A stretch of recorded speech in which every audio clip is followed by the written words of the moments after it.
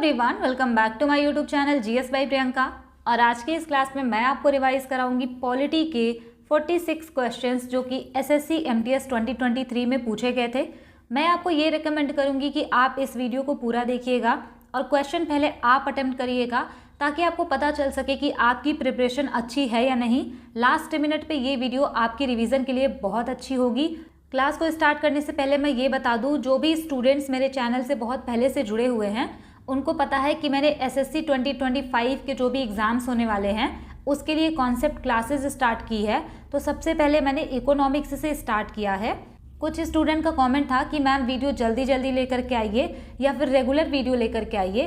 तो ये जो एसएससी एमटीएस का मैं आपको क्वेश्चन यहाँ पे सॉल्व करा रही हूँ, इसका तो पीडीएफ है तो इसको मैं जल्दी जल्दी करवा सकती हूँ, लेकिन जो हमारा कॉन्सेप्ट क्लासेस स्टार्ट हुआ है तो उसमें मैं सोच रही हूँ ना कि छोटी वीडियोस ना ला करके मैं 1 घंटे से ज़्यादा की वीडियो लेकर के आऊँ ताकि आपका जो कॉन्सेप्ट क्लासेस है वो सारा सब्जेक्ट वाइज जल्दी से ख़त्म हो जाए, ताकि आप जो है अच्छे से उसको रिवाइज भी कर पाएँ।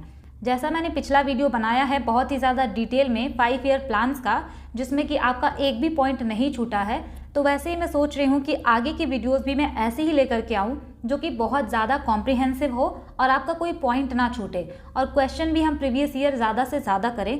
तो ये सारी चीज़ें करने में ना बहुत ज़्यादा टाइम लग जाता है।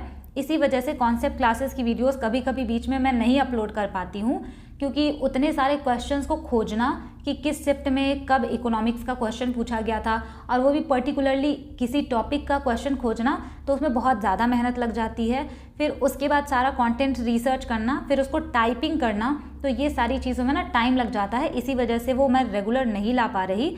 लेकिन मैं आपको ये गारंटी दे के कह सकती हूँ कि यहाँ पे सारा सब्जेक्ट कंप्लीट होगा और 3-4 महीने के अंदर अंदर ही कंप्लीट होगा, ताकि आप उसको अच्छे से रिवाइज कर पाए। तो वो सीरीज़ मैं बंद नहीं करूँगी। तो चलिए इस क्लास को स्टार्ट करते हैं। Question number 1, what is the aim of the article 44 of the Indian constitution. यहाँ पर आपसे कह रहा है कि भारतीय संविधान के अनुच्छेद 44 का उद्देश्य क्या है। तो सिंपल लैंग्वेज में आपसे पूछा है कि आर्टिकल 44 में क्या है। अब ये जो क्वेश्चन है ना, ये डीपीएसपी का है। डीपीएसपी मतलब directive principle of state policy, जो कि हमारे कॉन्स्टिट्यूशन के पार्ट 4 में आती है और आर्टिकल 36 से लेके 51 तक आती है। उसी के बीच में एक है आर्टिकल 44। आर्टिकल 44 बात करता है कि यूनिफॉर्म सिविल कोड लेकर के आना चाहिए। तो यहाँ पे राइट आंसर हो जाएगा option B, to secure for the citizen a uniform civil code through the territory of India. यानी इंडिया की टेरिटरी में सबके लिए यूनिफॉर्म सिविल कोड यानी एक समान कानून लाया जाए, ऐसा लिखा हुआ है आर्टिकल 44 में। यहाँ से मैं कुछ पॉइंट्स बोल रही हूँ जो कि आपको बहुत ध्यान से सुनना है। सबसे पहले तो आप यहाँ से ये याद रखेंगे कि directive principle of state policy हमारे कॉन्स्टिट्यूशन के पार्ट 4 में आता है, आर्टिकल 36 से लेके 51 तक आता है। अगर आपको directive principle of state policy की सारे आर्टिकल्स और जो हमारे फंडामेंटल ड्यूटीज़ है ना, 11 फंडामेंटल ड्यूटीज़, अगर उनको याद करना है तो मैंने अपने चैनल पे वीडियो अपलोड किया है ट्रिक के साथ कि आप उसको कैसे याद करेंगे। यकीन मानिए बहुत छोटी सी वीडियो है दोनों और बहुत अच्छी है। अगर आप एक बार उसको देख लेंगे ना तो आपको ये पूरा आर्टिकल अच्छे से याद हो जाएगा। तो आप मेरे चैनल के ओल्डेस्ट वीडियो में जाके उसको देख सकते हैं। लेकिन फिर भी मैं यहाँ पे कुछ इंपॉर्टेंट आर्टिकल्स आपको बता देती हूँ। अगर आपसे पूछे कि आर्टिकल 39A में क्या लिखा हुआ है, तो इसमें लिखा हुआ है फ्री लीगल एड, यानी कि जो भी गरीब वर्ग के लोग हैं उनको भी विधिक सहायता देनी चाहिए, वो भी फ्री में। तो ऐसा जो है कई बार एग्जाम में पूछा गया है। CHSL हो, CGL हो, स्टेनो हो, CPO हो, मतलब कोई भी ऐसा एग्जाम बचा नहीं होगा जिसमें आर्टिकल 39A ना पूछा हो। तो इसी वजह से आप ज़रूर याद करके जाइएगा। Article 39A free legal aid की बात करता है। अगर आपसे बोले कि आर्टिकल 40 में क्या है, तो मैंने आपको वहाँ पे याद कराया है वीडियो में कि इसमें ना ओ आता है, मतलब 40 में जो 0 है उसको आप समझिए कि ओ है ये। तो ओ का मतलब होता है ऑर्गेनाइजेशन। तो इससे आप याद रख सकते हैं कि ऑर्गेनाइजेशन ऑफ विलेज पंचायत, यानी 4 लोग मिलेंगे तो क्या ऑर्गेनाइज करेंगे, पंचायत ऑर्गेनाइज करेंगे। तो यहाँ पे आप याद रख सकते हैं कि आर्टिकल 40 में लिखा है ऑर्गेनाइजेशन ऑफ विलेज पंचायत के बारे में। अगर आपसे पूछे कि आर्टिकल 45 में क्या है, तो मैंने आपको याद करवाया है कि 5 को आप लाइव से याद रखिए, और लाइव आते हैं तो हम क्या देते हैं, एजुकेशन। तो आर्टिकल 45 में बात किया है अर्ली चाइल्ड केयर की और उनको एजुकेशन देने की जो कि 6 साल से कम एज के हैं। अगर आपसे पूछे आर्टिकल 48A में क्या है, तो 48A में बात की गई है कि हम अपने इन्वायरमेंट को प्रोटेक्ट करके रखें, यानी फॉरेस्ट एंड वाइल्ड लाइफ को सेफ गार्ड करें, उनको प्रोटेक्ट करें, ऐसा आर्टिकल 48A में लिखा हुआ है। इतने आर्टिकल आपको यहाँ से याद रखने हैं। Question number 2, article 149 of the constitution deals with, यहाँ पर आपसे पूछ रहा है ना कि अनुच्छेद 149 जो है संविधान का वो किस चीज़ से डील करता है। तो राइट आंसर हो जाएगा option D, the duties and power of the controller and auditor general of India, यानी कि कैग की जो ड्यूटीज़ हैं यानी उनके जो कर्तव्य हैं और उनकी जो शक्तियां हैं उसके बारे में आर्टिकल 149 बात करता है। तो यहाँ से आप याद रखेंगे कि अगर आपसे पूछे कि कैग का आर्टिकल क्या है तो राइट आंसर हो जाएगा आर्टिकल 148। और अगर आपसे पूछे कि जो कैग होते हैं उनका अपॉइंटमेंट कौन करता है तो उनको प्रेसिडेंट अपॉइंट करते हैं। अगर आपसे पूछा जाए कि कैग का टर्म क्या होता है यानी कार्यकाल, तो या तो 6 साल या 65 ईयर यानी उनकी एज हो जाए, जो भी पहले इसमें से कंप्लीट हो जाए। अगर आपसे पूछे कि आर्टिकल 149 में क्या है तो ड्यूटी एंड पावर, क्योंकि आप ऐसे भी याद रख सकते हैं ना कि कैग होगा ऐसा आर्टिकल 148 में लिखा है, तो उनकी ड्यूटीज़ एंड पावर क्या होगी वो आर्टिकल 149 में लिखा है। अगर आपसे पूछे कि आर्टिकल 150 में क्या लिखा है तो आप यहाँ से याद रखेंगे ना कि आर्टिकल 150 में लिखा हुआ है कि ये जो कैग हैं अपनी रिपोर्ट प्रेसिडेंट को सबमिट करेंगे, बाद में वही रिपोर्ट जो प्रेसिडेंट होते हैं वो पार्लियामेंट के सामने प्रस्तुत करते हैं। तो वो हमें नहीं जानना, बट यहाँ पे आप इतना याद रखेंगे कि कैग अपनी रिपोर्ट जो है उनको सबमिट करता है राष्ट्रपति को।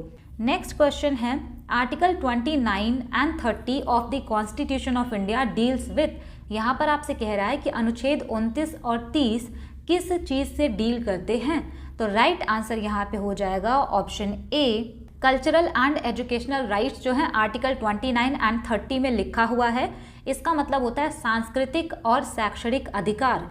यहाँ से आपको ये याद रखना है कि फंडामेंटल राइट्स का मतलब होता है मौलिक अधिकार। आपको मैं ना अच्छे से रिवाइज करा देती हूँ कि कौन कौन सा आर्टिकल है, आप इसको बस अच्छे से सुनते जाइए फोकस के साथ। आर्टिकल 14 अगर आपसे पूछे, आर्टिकल 14 उसमें लिखा है इक्वलिटी बिफोर लॉ, यानी कि कानून के समक्ष सबको समानता होनी चाहिए चाहे वो कोई भी हो। आर्टिकल 15 यानी अनुच्छेद 15 में अगर आपसे कहे क्या लिखा हुआ है तो उसमें लिखा है कि किसी को भी आप उसके धर्म, उसके रेस, उसके कास्ट और उसके सेक्स यानी कि वो मेल है या फीमेल या कोई भी जेंडर है, उसके प्लेस ऑफ बर्थ, इन सब चीज़ों के आधार पर आप किसी के साथ भेदभाव नहीं कर सकते, ऐसा आर्टिकल 15 में लिखा हुआ है। आर्टिकल 16 की बात करें यानी आर्टिकल 16 अगर आपसे पूछे इसमें क्या लिखा है तो इसमें लिखा है equality of opportunity in matters of public employment, यानी कि रोजगार के अवसर की समानता सबको होनी चाहिए। आर्टिकल 17 की अगर आपसे बात करें कि इसमें क्या लिखा हुआ है तो आर्टिकल 17 में लिखा हुआ है ना एबॉलिशन ऑफ अनटचेबिलिटी, यानी छुआछूत का अंत होना चाहिए। आर्टिकल 18 में अगर आपसे पूछे तो इसमें लिखा है एबॉलिशन ऑफ टाइटल्स, यानी कि उपाधियों के अंत के बारे में आर्टिकल 18 में लिखा हुआ है। नेक्स्ट आपको याद रखना है आर्टिकल 19 अगर आपसे पूछे अनुच्छेद 19 तो इसमें लिखा है protection of certain rights regarding freedom of speech, यानी कि अभिव्यक्ति की स्वतंत्रता आर्टिकल 19 में है। अगर आपसे आर्टिकल 20 पूछे तो इसमें भी फर्दर 3 क्लॉजेज आते हैं, वो बाद में हम पढ़ेंगे डिटेल में। तो आर्टिकल 20 जो है ये बात करता है कि अगर आपने कोई ऑफेंस किया है तो उसमें भी आपको कुछ संरक्षण मिलेगा। आर्टिकल 21 की बात करें तो ये सबसे ज़्यादा इंपॉर्टेंट है, protection to life and personal liberty, यानी कि आपको जीवन जीने की स्वतंत्रता जो है आर्टिकल 21 के द्वारा मिलती है। अगर आपसे कहे आर्टिकल 21A में क्या है जो कि बाद में जोड़ा गया था संविधान संशोधन के द्वारा, तो इसमें है राइट टू एजुकेशन, यानी शिक्षा का अधिकार आर्टिकल 21A में है। अगर बात करें आर्टिकल 22 यानी आर्टिकल 22 में क्या है तो इसमें लिखा है कि आपको अगर अरेस्ट किया जाता है या फिर डिटेन किया जाता है तो उस केसेस में आपको प्रोटेक्शन कैसे मिलेगा, तो ये आर्टिकल 22 में लिखा है। नेक्स्ट यहाँ पे आपको याद रखना है कि आर्टिकल 23 अगर आपसे पूछे मोस्ट इम्पॉर्टेंट आर्टिकल जो कि इतना ज़्यादा ट्रेंड पे रहा था, ये CHSL एंड CGL में बहुत ज़्यादा पूछा गया था। आपको याद रखना है कि आर्टिकल 20 बात करता है ह्यूमन ट्रैफिकिंग और फोर्स्ड लेबर नहीं करवाना है, किसी से आप फोर्स्ड लेबर नहीं करवा सकते, आर्टिकल 23 में है। अगर बात करें आर्टिकल 24 की, तो इसमें लिखा है कि आप बच्चों को जो मतलब बाल मजदूरी नहीं करा सकते। अब देखिए आर्टिकल 23 में लिखा है human trafficking and forced labour, article 24 में लिखा है कि prohibition of employment of children in factories, यानी आप जो है खतरनाक इन्वायरमेंट में बच्चों से मजदूरी नहीं करा सकते, तो कंफ्यूज मत होइएगा। नेक्स्ट हम बात करते हैं आर्टिकल 25 की। आर्टिकल 25 में लिखा हुआ है कि आपको अपने धर्म की स्वतंत्रता है, मतलब आप जो भी चाहें ऐसा रिलीजन अपना सकते हैं। आर्टिकल 27 एंड 28 उतना इंपॉर्टेंट नहीं है, आर्टिकल 25 से ही बहुत ज़्यादा क्वेश्चन आते हैं। उसके बाद आर्टिकल 29 एंड 30 है जिसमें कल्चरल एंड एजुकेशनल राइट है, जो कि क्वेश्चन पूछा ही गया है। आर्टिकल 32 भी आप याद कर लीजिएगा, इसमें लिखा है राइट टू कॉन्स्टिट्यूशनल रेमेडीज, यानी संवैधानिक उपचारों का अधिकार। जब भी आपके फंडामेंटल राइट्स यानी कि मौलिक अधिकारों का हनन होता है या फिर वॉयलेशन होता है, तो आप कोर्ट जा सकते हैं, आप सुप्रीम कोर्ट भी जा सकते हैं और आप हाई कोर्ट भी जा सकते हैं, और वहाँ जो है सुप्रीम कोर्ट 5 रिट्स इशू करता है, तो वो आता है आर्टिकल 32 में। इसी आर्टिकल को यानी आर्टिकल 32 को भीमराव अंबेडकर जी ने कहा था heart and soul of the Indian constitution. इसके अलावा आपको एक चीज़ और याद रखना है कि पार्ट 3 में आता है जो फंडामेंटल राइट, तो इसको हम Magna carta of Indian constitution भी कह सकते हैं, और ये क्वेश्चन CHSL 2024 में पूछा हुआ है, तो आपके लिए इंपॉर्टेंट हो सकता है। यहाँ पे हमने फंडामेंटल राइट्स के रिगार्डिंग सारी चीज़ें देखी हैं।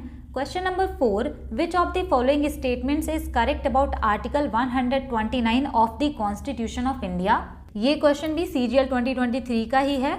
यहाँ पे आपसे कह रहा है कि अनुच्छेद 129 में क्या लिखा हुआ है, तो यहाँ पे लिखा है option D is the right answer. मतलब ये नहीं लिखा है option D is the right answer, वहाँ पे लिखा है कि supreme court will be a court of record, यानी कि सुप्रीम कोर्ट के जो भी जजमेंट्स वगैरह होते हैं ना, वो एक रिकॉर्ड के तौर पे रखे जाते हैं। अब यहाँ से आपको एक चीज़ याद रखनी है, सुप्रीम कोर्ट आ गया है तो सुप्रीम कोर्ट का आर्टिकल होता है 124, यानी इंडिया में सुप्रीम कोर्ट होना चाहिए, ऐसा आर्टिकल 124 में लिखा है। नेक्स्ट आपको यहाँ से याद रखना है आर्टिकल 125। तो पहले तो इन्होंने बताया कि सुप्रीम कोर्ट होगा, आर्टिकल 125 में इन्होंने कहा कि सैलरी क्या होगी जजेस की, उसके बारे में लिखा हुआ है। अब यहाँ से एक चीज़ मैंने आपको बताया था कि आर्टिकल 32 में है सुप्रीम कोर्ट का रिट्स इशू करने का पावर, तो आप ये भी याद रख लीजिए कि अगर आपसे पूछे कि हाई कोर्ट्स जो रिट इशू करता है तो वो किस आर्टिकल के अंडर में, तो 226 जो आर्टिकल है उसमें हाई कोर्ट्स रिट्स इशू करेगा, ऐसा लिखा हुआ है। Question number 5, which of the following does not come under fundamental duties. यहाँ पर आपसे क्वेश्चन कह रहा है कि निम्नलिखित में से कौन सा मूल कर्तव्यों में नहीं आता, तो राइट आंसर हो जाएगा ऑप्शन बी टू पे टैक्सेस, यानी टैक्स पे करना आपकी कोई फंडामेंटल ड्यूटीज़ नहीं है। यहाँ से आप ये याद रख सकते हैं कि अगर आपसे पूछे फंडामेंटल ड्यूटीज़ किस में आता है, तो ये आर्टिकल 51A में है। यहाँ से आप ये भी याद रख सकते हैं कि 11 फंडामेंटल ड्यूटीज़ हमारे कॉन्स्टिट्यूशन में हैं, लेकिन पहले 11 फंडामेंटल ड्यूटीज़ नहीं हुआ करती थी, पहले केवल और केवल 10 फंडामेंटल ड्यूटीज़ थी, लेकिन जो 11th फंडामेंटल ड्यूटी है उसको जोड़ा गया था 86th कॉन्स्टिट्यूशनल अमेंडमेंट एक्ट 2002 में, और ये क्वेश्चन भी बहुत ज़्यादा इंपॉर्टेंट है, तो ज़रूर याद रखिएगा कि 11th fundamental duty 86th constitutional amendment act 2002 में जोड़ी गई थी। और अगर आपको फंडामेंटल ड्यूटीज़ याद करना है सारा, तो आप मेरी वो वीडियो देख सकते हैं पुरानी वाली, उसमें आपको ना बहुत अच्छे से याद हो जाएगा। एक चीज़ आप यहाँ से ये भी याद रखेंगे कि फंडामेंटल ड्यूटीज़ जो है कॉन्स्टिट्यूशन में पहले से नहीं था, इसको जोड़ा गया था। तो आपसे क्वेश्चन पूछा जा सकता है कि किस कमेटी के रिकमेंडेशन पे जोड़ा गया था, तो स्वर्ण सिंह कमेटी के रिकमेंडेशन पे इसको जोड़ा गया था। अगर आपसे पूछे कि कौन सा कॉन्स्टिट्यूशनल अमेंडमेंट था इसको जोड़ने के लिए, तो 42nd कॉन्स्टिट्यूशनल अमेंडमेंट एक्ट 1976 के द्वारा इसको जोड़ा गया था। और SSC CHSL 2024 में ये क्वेश्चन पूछा है कि स्वर्ण सिंह कमेटी ने कितने फंडामेंटल ड्यूटीज़ को रेकमेंड किया था, तो उन्होंने तो 8 फंडामेंटल ड्यूटीज़ को रेकमेंड किया था, बट जोड़ी गई थी 10 फंडामेंटल ड्यूटीज़। तो इतनी चीज़ें आपको यहाँ से याद रखनी है। Question number 6, which of the following is the duty of the attorney general of India. यहाँ पे आपसे क्वेश्चन पूछा है कि अटॉर्नी जनरल ऑफ इंडिया का कौन सा कर्तव्य है, कौन सी ड्यूटी है उनकी। राइट आंसर हो जाएगा option D to give advice to the government of India on legal matters, यानी ये गवर्नमेंट ऑफ इंडिया को लीगल एडवाइस देते हैं। तो यहाँ से आप ये चीज़ याद कर सकते हैं कि अटॉर्नी जनरल जो है वो आर्टिकल 76 में आते हैं, यानी इनके बारे में आर्टिकल 76 में दिया गया है। और ये जो होते हैं हमारे कंट्री के हाईएस्ट लॉ ऑफिसर होते हैं। और ये चीज़ आपसे पूछ लेगा कि हाईएस्ट लॉ ऑफिसर कौन होते हैं, तो ज़रूर याद रखिएगा अटॉर्नी जनरल ऑफ इंडिया को हम कहते हैं highest law officer of the country. अगर आपसे पूछे कि अटॉर्नी जनरल ऑफ इंडिया को कौन अपॉइंट करता है, तो इनको प्रेसिडेंट अपॉइंट करते हैं। तो आप मुझे कमेंट करके बताइएगा कि अभी प्रेजेंट में अटॉर्नी जनरल कौन है। Question number 7, in which of the following years was the child marriage restraint act passed. यहाँ पे आपसे कह रहे हैं कि चाइल्ड मैरिज रिस्ट्रेंट एक्ट कब पास किया गया था, तो राइट आंसर यहाँ पे हो जाएगा ऑप्शन डी, 929 में इसको पास किया गया था। अब यहाँ से आपको याद रखने वाली चीज़ ये है ना कि 1929 में ये जो एक्ट पास हुआ था ना, इसने ये बोला कि जो गर्ल्स की एज है शादी करने की वो होनी चाहिए 14 ईयर्स, यानी 14 साल से कम जो एज की गर्ल्स हैं उनकी शादी नहीं कर सकते। और बॉयज़ की एज इन्होंने फिक्स की थी 18 ईयर्स की, 18 साल होना चाहिए। आपको ये याद रखना है ना कि ये जो चाइल्ड मैरिज रिस्ट्रेंट एक्ट है इसी को हम कहते हैं कि शारदा एक्ट, और ऐसा इसलिए क्योंकि इसको स्पॉन्सर किया था हरिबिलास शारदा ने, तो इस एक्ट को हम बोल देते हैं कि शारदा एक्ट। ठीक, तो चाहे वो लिख के पूछे चाहे ये लिख के पूछे, आंसर होगा 929। Question number 8, who appoints the state election commissioner. यहाँ पर आपसे कह रहा है कि राज्य के जो इलेक्शन कमिश्नर होते हैं उनको कौन अपॉइंट करता है। राइट आंसर हो जाएगा ऑप्शन डी, जो स्टेट के इलेक्शन कमिश्नर होते हैं ना उनको गवर्नर अपॉइंट करता है। अब यहाँ पे ना एक चीज़ आपको याद रखना है, कभी कभी स्टेटमेंट बना के पूछ लेता है कि जो हमारा इलेक्शन कमीशन है ना इंडिया का, वो जो है हमारा पार्लियामेंट का भी इलेक्शन कराती है, प्रेसिडेंट का भी कराती है, वाइस प्रेसिडेंट का भी कराती है, और स्टेट का जो इलेक्शन होता है वो भी इलेक्शन कमीशन ऑफ इंडिया ही कराती है। अब आप सोच रहे होंगे कि स्टेट इलेक्शन कमीशन क्या कराता है। फिर state election commission local bodies जैसे पंचायत वगैरह हो गए ना, तो इनके इलेक्शन कराता है। यहाँ से आप ये भी याद रख सकते हैं कि ये जो गवर्नर स्टेट इलेक्शन कमिश्नर को अपॉइंट करता है, ऐसा लिखा हुआ है आर्टिकल 243 में। अगर आपसे कहे कि हमारा जो इलेक्शन कमीशन ऑफ इंडिया है वो किस आर्टिकल में आता है, तो वो आता है 324 में, 324 में आता है हमारा election commission of India. Question number 9, the dash of the Indian constitution defines the fundamental duties of Indian citizen. अब यहाँ पे कह रहा है कि कौन सा आर्टिकल है जिसमें फंडामेंटल ड्यूटीज़ के बारे में लिखा है, तो अभी मैंने आपको बताया राइट आंसर हो जाएगा ऑप्शन डी, आर्टिकल 51A में लिखा हुआ है, और ये बहुत ज़्यादा इंपॉर्टेंट है। Question number 10, who conducts election for both the houses of parliament in India. यहाँ पे कह रहा है कि पार्लियामेंट के जो दोनों हाउसेज हैं यानी लोकसभा या राज्यसभा, उसके इलेक्शन कौन करवाता है। राइट आंसर हो जाएगा ऑप्शन बी, इलेक्शन कमीशन जो होता है वही कराता है इनके elections. Question number 11, what is the most powerful weapon that enables the parliament to ensure executive accountability. यहाँ पे कह रहे हैं कि सबसे पावरफुल वेपन कौन सा है, मतलब वो टूल कौन सा है जिसकी वजह से जो पार्लियामेंट होता है ना वो जिम्मेदार होते हैं, अकाउंटेबल होते हैं। तो राइट आंसर हो जाएगा option A, the no confidence motion. ये जो नो कॉन्फिडेंस मोशन है इसको कहते हैं अविश्वास प्रस्ताव, और ये जो है अगर अपोजिशन लीडर ने पास करवा लिया ना हाउसेज में यानी पार्लियामेंट से, तो सरकार को रिजाइन करना पड़ता है, तो इसी वजह से ये अकाउंटेबल होते हैं। तो वही चीज़ लिखा है कि कौन सा मोस्ट पावरफुल टूल या वेपन है, तो नो कॉन्फिडेंस मोशन है। Question number 12, in which year was the 42nd constitutional amendment act passed. यहाँ पे कह रहा है 42वां संविधान संशोधन एक्ट कब आया था, कब पास हुआ था। राइट आंसर हो जाएगा ऑप्शन सी, 1976, और ये क्वेश्चन बहुत ज़्यादा इंपॉर्टेंट है। ये जो अमेंडमेंट आया था ना 42nd कॉन्स्टिट्यूशनल अमेंडमेंट एक्ट, इसमें इतने ज़्यादा कॉन्स्टिट्यूशन में चेंजेस कर दिए गए थे, संशोधन कर दिया गया था कि इसको बोला जाता है mini constitution. Question number 13, whose prior recommendation is required to introduce money bills in state legislature।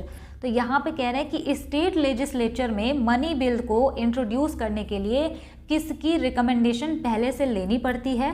तो आपको ये चीज़ याद रखना है कि अगर पार्लियामेंट में मनी बिल लेके आना है तो प्रेसिडेंट की प्रायर रिकमेंडेशन जरूरी होती है। सेम इसी तरह अगर स्टेट लेजिस्लेचर में मनी बिल लेकर के आना है तो वहाँ पे गवर्नर की पहले से ही रिकमेंडेशन लेना ज़रूरी होता है। Question number 14, which of the following is not a cabinet committee.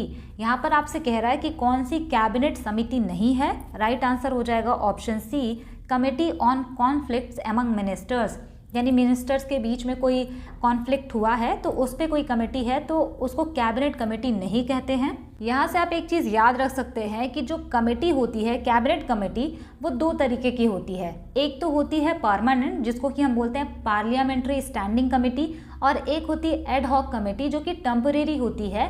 ये किसी खास पर्पज़ के लिए बनाई जाती है और जब वो चीज़ उनका काम हो जाता है तो फिर वो कमेटी खत्म हो जाती है, इसलिए वो टेम्परेरी होती है। Question number 15, which article of the Indian constitution secures a living wage and a decent standard of living with social and cultural opportunities for all workers. यहाँ पर आपसे क्वेश्चन पूछा है कि किस आर्टिकल में लिखा है लिविंग वेजेस के बारे में, मतलब जो भी काम करेगा उनको मजदूरी मिलनी ही चाहिए। तो यहाँ पे आपको कीवर्ड पकड़ना है। सेंटेंस इन्होंने बहुत बड़ा करके लिखा है बट आपको देखना है कि लिविंग वेजेस ये कहाँ पे है। तो राइट आंसर हो जाएगा ऑप्शन बी, आर्टिकल 43 में।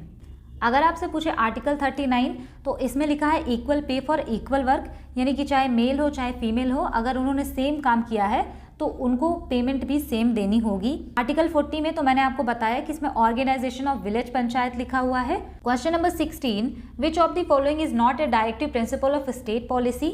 यहाँ पे आपसे कह रहा है कि कौन सा डीपीएसपी यानी directive principle of state policy नहीं है। तो राइट आंसर हो जाएगा option C, reside in any part of India. ये कोई डायरेक्टिव प्रिंसिपल नहीं है। आप इंडिया की किसी भी पार्ट में रह सकते हैं कुछ पार्ट को छोड़कर। तो ये फंडामेंटल राइट्स है जो कि आर्टिकल 19 क्लॉज 1 के सब क्लॉज ई में आता है। Question number 17, who is the nominal executive authority of India. तो यहाँ पे ये जो नॉमिनल शब्द लिखा है ना, इसका मतलब होता है नाम मात्र का। तो यहाँ पर आपसे पूछा है कि कौन नॉमिनल हेड होता है एक तरह से इंडिया का। राइट आंसर हो जाएगा ऑप्शन डी, प्रेसिडेंट जो होते हैं इनके नाम पे सारी चीज़ें की जाती हैं बट ये रियल हेड नहीं होते, इनको हम कहते हैं नॉमिनल हेड हैं। Question number 18, which article of the Constitution of India provides for a council of minister with the prime minister at the head to aid and advise the president in the exercise of president's function। यहाँ पर आपसे कह रहा है कि भारत के संविधान के किस अनुच्छेद में लिखा है कि मंत्री परिषद होगा जिसके हेड प्राइम मिनिस्टर होंगे और ये लोग सहायता करेंगे प्रेसिडेंट को, एड एंड एडवाइस देंगे उनके काम को करने में। तो राइट आंसर यहाँ पे हो जाएगा ऑप्शन ए, आर्टिकल 74 में लिखा है कि काउंसिल ऑफ मिनिस्टर्स होंगे जिसके कि हेड प्राइम मिनिस्टर होंगे और ये लोग एड एंड एडवाइस करेंगे प्रेसिडेंट को उनके फंक्शंस को एक्सरसाइज करने में। Question number 19, which article of the constitution of India deals with the organisation of village panchayat. Village panchayat के ऑर्गेनाइजेशन के बारे में संविधान के किस अनुच्छेद में लिखा है। तो राइट आंसर यहाँ पे हो जाएगा ऑप्शन डी, आर्टिकल 40 में लिखा हुआ है। ये चीज़ आपको याद रखनी है। Question number 20, who nominates member to the Rajya Sabha based on their excellence in literature, science, art and social service. यहाँ पे आपसे क्वेश्चन कह रहा है कि कुछ सदस्यों को राज्यसभा में कौन नामित करता है और वो literature, science, art and social services के फील्ड से हो सकते हैं। राइट आंसर हो जाएगा ऑप्शन सी, प्रेसिडेंट जो है कुछ मेंबर्स को राज्यसभा में नॉमिनेट करते हैं। Question number 21, which clause of the article 19 of the Indian constitution guarantees the right to move freely throughout the territory of India. यहाँ पर आपसे क्वेश्चन पूछा है कि अनुच्छेद 19 का कौन सा क्लॉज है जो कि गारंटी आपको देता है कि आप जो है हमारी इंडियन टेरिटरी जो हमारा इंडिया है उसके किसी भी पार्ट में फ्रीली घूम सकते हैं। तो राइट आंसर यहाँ पे हो जाएगा ऑप्शन ए, क्लॉज जो है डी है इसका। जो हमारा आर्टिकल 19 है ना उसको भी बहुत सारे क्लॉजेज एंड सब क्लॉजेज में डिवाइड किया गया है। तो यहाँ पे आप याद रख सकते हैं। अगर आपसे पूछे क्लॉज ए में क्या है आर्टिकल 19 के, तो वहाँ पे लिखा है freedom of speech and expression, जिसको कि हम आर्टिकल 19 बोल देते हैं बेसिकली। अगर आपसे पूछे कि बी में क्या लिखा हुआ है, तो इसमें लिखा है कि आप जो है असेंबल हो सकते हैं पीसफुली, मतलब बिना आर्म्स के, यानी कोई हथियार वगैरह लेके नहीं। वैसे अगर आप इकट्ठा होना चाहें शांति से तो आप इकट्ठा हो सकते हैं। अगर आपसे पूछे कि सी में क्या लिखा हुआ है, तो इसमें लिखा है कि आप एसोसिएशन बना सकते हैं, अपना यूनियन बना सकते हैं एंड कोऑपरेटिव सोसाइटीज़ बना सकते हैं। अगर आपसे कहे कि आर्टिकल 19 क्लॉज 1 के सब क्लॉज डी में क्या लिखा हुआ है, तो यहाँ पे लिखा हुआ है कि आप जो है हमारी जो इंडियन टेरिटरी है वहाँ पे फ्रीली घूम सकते हैं। अगर आपसे पूछे कि ई में क्या लिखा हुआ है, तो वहाँ पे लिखा है कि आप इंडिया के किसी भी पार्ट में सेटल हो सकते हैं, रह सकते हैं। इसमें भी कुछ सर्टेन लिमिटेशंस हैं नॉर्थ ईस्ट स्टेट्स का, तो वो सारी चीज़ें बाद में डिस्कस करेंगे हम। अगर आपसे पूछे कि एफ क्लॉज में क्या लिखा है, तो इसमें लिखा हुआ था पहले राइट टू प्रॉपर्टी, पर उसको हटा दिया गया ना 44th कॉन्स्टिट्यूशनल अमेंडमेंट एक्ट 1978 से, उस फंडामेंटल राइट को हटा दिया गया है। तो ये भी आप याद रख सकते हैं। अगर आपसे पूछे कि क्लॉज जी में क्या लिखा है, तो यहाँ पे एक चीज़ लिखी है कि आप जो भी ऑक्यूपेशन, बिजनेस या प्रोफेशन, यानी आप जो मन चाहे वो जॉब कर सकते हैं। इसका मतलब ये नहीं है कि आप एसएससी हेडक्वार्टर में जाएंगे और कहेंगे नहीं मुझे सीजीएल की जॉब दे दो। मतलब ये है कि अगर आप किसी जॉब में हैं, अगर आप उसको छोड़ना चाहते हैं तो आप आराम से छोड़ के कुछ भी कर सकते हैं, उसके लिए आपको कोई फोर्स नहीं करेगा। Question number 22, what are the 3 tiers of the government in India. अब जैसे हमारा एसएससी सीजीएल का एग्जाम पहले 3 tier में होता था, अभी 2 tier में होता है, वैसे हमारी गवर्नमेंट भी 3 tier की है, यानी इनका 3 लेवल का सिस्टम है। अगर आपसे कहे कौन कौन सा, तो राइट आंसर हो जाएगा ऑप्शन बी, यूनियन गवर्नमेंट जो कि सेंट्रल लेवल पे होती है, स्टेट गवर्नमेंट जो कि स्टेट लेवल पे होती है, एंड लोकल गवर्नमेंट। तो ये चीज़ें आप याद रखेंगे। Question number 23, the 11th fundamental duty provides opportunities for education for the dash age group of children. मैंने आपको बताया था कि 11th fundamental duty 86th constitutional amendment act 2002 में ऐड की गई थी। ठीक, तो ये एजुकेशन को लेके ऐड की गई थी 6 से 14 साल तक के बच्चों के लिए। तो राइट आंसर हो जाएगा ऑप्शन डी। तो ये चीज़ भी आप याद रखेंगे, बहुत बार पूछा गया है ये question. Question number 24, which article of the constitution of India provides for a governor for each state. यहाँ पर आपसे पूछ रहा है कि हर राज्य में एक गवर्नर होगा, ऐसा हमारे संविधान के किस अनुच्छेद में लिखा है। राइट आंसर हो जाएगा ऑप्शन बी, आर्टिकल 153। यहाँ पे आपको एक बहुत इंपॉर्टेंट चीज़ याद रखनी है कि अगर आपसे पूछे कि एक ही पर्सन 2 राज्यों से अधिक राज्यों का गवर्नर हो सकता है तो ऐसा क्यों, तो ये आप आंसर मार्क करेंगे कि 7th कॉन्स्टिट्यूशनल अमेंडमेंट एक्ट आया था, उसी में ऐसा बताया गया कि एक ही पर्सन जो है 2 राज्यों से ज़्यादा राज्यों का भी गवर्नर हो सकता है, और 7th कॉन्स्टिट्यूशनल अमेंडमेंट एक्ट 1956 में आया था। Question number 25, what is the maximum time gap between 2 sessions of the state legislature. यहाँ पे कह रहा है कि जो स्टेट लेजिस्लेचर है उनके 2 सत्रों के बीच में कितना ज़्यादा गैप होना चाहिए, मतलब इससे ज़्यादा नहीं होना चाहिए। तो मैक्सिमम कितना हो सकता है, राइट आंसर हो जाएगा ऑप्शन ए, 6 मंथ का हो सकता है। Question number 26, which of the following is the fundamental law of a country that determine the structure and principal functions of the various organs of the government. यहाँ पे आपसे कह रहा है कि कोई भी कंट्री है उसमें कैसे गवर्नेंस होगा, उनका कैसे फंक्शन वो सारे करेंगे गवर्नमेंट के ऑर्गन, तो वो कौन डिसाइड करता है। राइट आंसर हो जाएगा ऑप्शन डी। किसी भी देश का कॉन्स्टिट्यूशन ये बताता है कि उस कंट्री को कैसे रन किया जाएगा, और उसके जो गवर्नमेंट के ऑर्गन्स हैं जैसे कि लेजिस्लेचर, एग्जीक्यूटिव एंड जुडिशरी, तो ये सारी चीज़ें कैसे फंक्शन करेंगी, तो ये सब हमारे कॉन्स्टिट्यूशन में दिया है, मतलब किसी भी कंट्री के कॉन्स्टिट्यूशन में ये दिया होता है। Question number 27, which article of the constitution of India deal with the union and it's territory. तो यहाँ पे कह रहे हैं कि यूनियन एंड इट्स टेरिटरी यानी हमारी इंडिया और उसकी जो टेरिटरी है उसके बारे में किस में बात की गई है। तो राइट आंसर हो जाएगा आर्टिकल 1 से लेके 4 तक। अगर आपसे पूछे कि सिटीजनशिप यानी नागरिकता से रिलेटेड कौन से आर्टिकल्स हैं, तो वो हो जाएगा आर्टिकल 5 से लेके आर्टिकल 11 तक। अगर आपसे पूछे कि उसके बाद क्या आता है, तो आर्टिकल 12 से लेके 35 आता है फंडामेंटल राइट्स, आर्टिकल 36 से लेके 51 तक आता है directive principle of state policy. Question number 28, which of the following is the legislative organ of the union government. यहाँ पे आपसे कह रहा है कि हमारी जो गवर्नमेंट है उसका लेजिस्लेटिव ऑर्गन क्या है।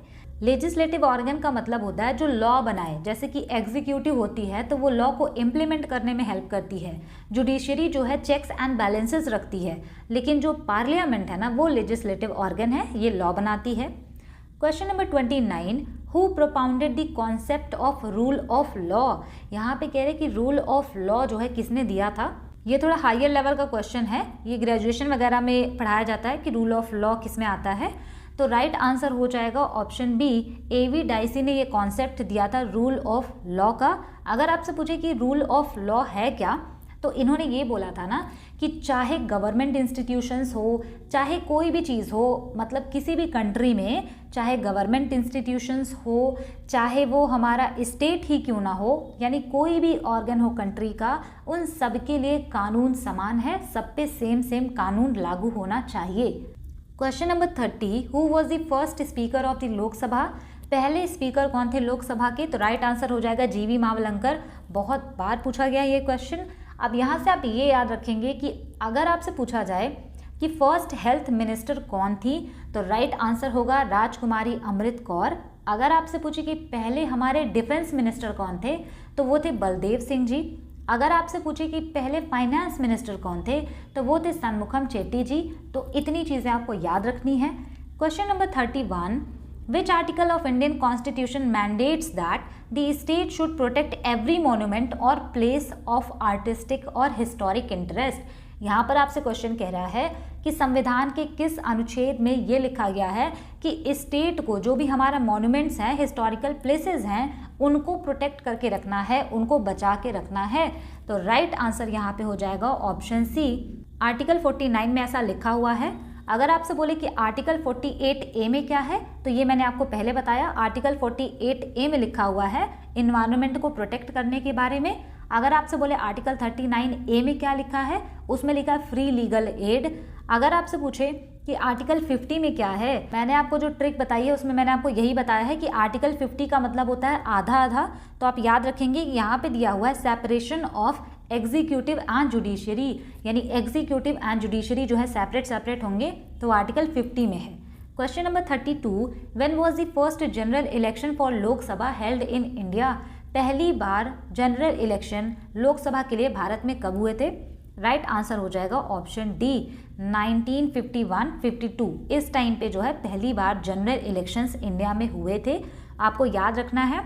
वैसे भी ये डेट तो काफ़ी ज़्यादा इंपॉर्टेंट है ना, हमने अभी 5 ईयर प्लान्स पढ़ा, तो पहला 5 ईयर प्लान भी 1951 में आया था, तो आप उससे रिलेट करके याद रख सकते हैं। Question number 33, the fundamental duties of Indian citizens were adopted from the constitution of which country? यहाँ पर आपसे कह रहा है कि फंडामेंटल ड्यूटीज़ यानी कि जो मौलिक कर्तव्य हैं वो कहाँ से लिया गया है? तो राइट आंसर हो जाएगा ऑप्शन सी, सोवियत यूनियन से लिया गया है फंडामेंटल ड्यूटीज़। यहाँ से आपको याद रखना है कि हमारे कॉन्स्टिट्यूशन में बहुत सारे फीचर्स यानी बहुत सारी जो अच्छी चीज़ें हैं वो अलग अलग कंट्री के कॉन्स्टिट्यूशन से ली गई हैं। अगर आपसे पूछे कि यूएसए से क्या क्या लिया गया है, तो यूएसए से ही लिया गया है fundamental rights, judicial review, independence of judiciary, impeachment of president and vice president का जो फंक्शन है वो भी यूनाइटेड स्टेट से लिया गया है। अगर आपसे पूछे कि रेजिड्यूवरी पावर ऑफ द सेंटर हमने कहाँ से लिया है, तो वो हमने लिया है कनाडा से। अब आप सोच रहे होंगे कि ये रेजिड्यूवरी पावर क्या होता है। सबसे पहले आपको ये समझना पड़ेगा कि हमारे कॉन्स्टिट्यूशन में 3 लिस्ट के बारे में मेंशन है। पहला यूनियन लिस्ट यानी ऐसे सब्जेक्ट जिसपे कि यूनियन गवर्नमेंट लॉ बनाती है, स्टेट लिस्ट यानी ऐसा सब्जेक्ट जिसपे केवल स्टेट गवर्नमेंट लॉ बना सकती है, और तीसरा आता है कंकरेंट लिस्ट जिसपे कि union government and state government दोनों लॉ बना सकती है। इन केस अगर कोई कॉन्फ्लिक्ट हो जाता है कि कंकरेंट लिस्ट में जो लॉ यूनियन ने बनाया है और स्टेट ने बनाया है, तो उसमें जो है बाद में यूनियन की ही चलेगी, यानी उन्हीं का लॉ जो है माना जाएगा। इन तीनों लिस्ट के बाद भी कुछ सब्जेक्ट ऐसे बच जाते हैं जो इन तीनों लिस्ट में कवर नहीं होते, तो उसको हम कहते हैं कि रेजिड्यूवरी सब्जेक्ट्स हैं, तो उस पर लॉ बनाने का अधिकार सेंटर को है, तो इसी को हम कहते हैं रेजिड्यूवरी पावर ऑफ दी सेंटर, और ये हमने लिया है कनाडा से। अगर आपसे पूछे कि ऑस्ट्रेलिया से हमने क्या लिया है, तो कंकरेंट लिस्ट हमने ऑस्ट्रेलिया से ही लिया है, और ज्वाइंट सिटिंग जो होती है ना पार्लियामेंट की दोनों हाउसेस की, जो कि आर्टिकल 108 में आता है, और ये ज्वाइंट सिटिंग प्रेसिडेंट बुलाते हैं, तो ये चीज़ें हमने ली हैं ऑस्ट्रेलिया से। अगर आपसे पूछे कि हमने directive principle of state policy कहाँ से लिया है, तो वो हमने लिया है आयरलैंड के कॉन्स्टिट्यूशन से।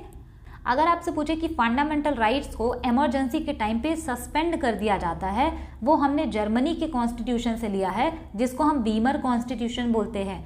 अगर आपसे बोले कि कॉन्स्टिट्यूशन में ये जो अमेंडमेंट करते हैं वो हमने कहाँ से लिया है, तो हमने साउथ अफ्रीका से लिया है। आप ऐसा याद रख सकते हैं कि साउथ अफ्रीका में बहुत ज़्यादा पॉलिटिकल इनस्टेबिलिटी रहती है, तो वहाँ पे बार बार कॉन्स्टिट्यूशन चेंज करना पड़ता है। तो हमने अमेंडमेंट का जो प्रोसेस है वो हमने साउथ अफ्रीका से लिया है। इतनी चीज़ें आपको याद रखनी है यहाँ से। Question number 34, how long can a person remain a minister without being a member of either house of the state legislature. यहाँ पे कह रहे हैं कि कोई भी पर्सन है वो कितने टाइम तक मिनिस्टर हो सकता है बिना किसी हाउस का मेंबर बने। तो राइट आंसर यहाँ पे हो जाएगा ऑप्शन बी, केवल और केवल 6 महीने के लिए ही वो मिनिस्टर रह सकता है अगर वो किसी भी हाउस का सदस्य नहीं है तो। Question number 35, which schedule of the Indian Constitution deals with the division of power between the union and states। यहाँ पर आपसे क्वेश्चन पूछा है कि भारतीय संविधान के किस स्केड्यूल में पावर्स का जो डिवीजन है वो दिया हुआ है यूनियन और स्टेट गवर्नमेंट के बीच। तो राइट आंसर हो जाएगा ऑप्शन ए। मैंने आपको अभी बताया था ना, union list, state list and concurrent list, उससे हम क्या कर रहे थे, यूनियन एंड स्टेट के बीच में पावर का डिवीजन ही तो कर रहे थे। तो वही आता है हमारा स्केड्यूल 7 में। Question number 36, which countries constitution was the inspiration behind the directive principle of the Indian constitution.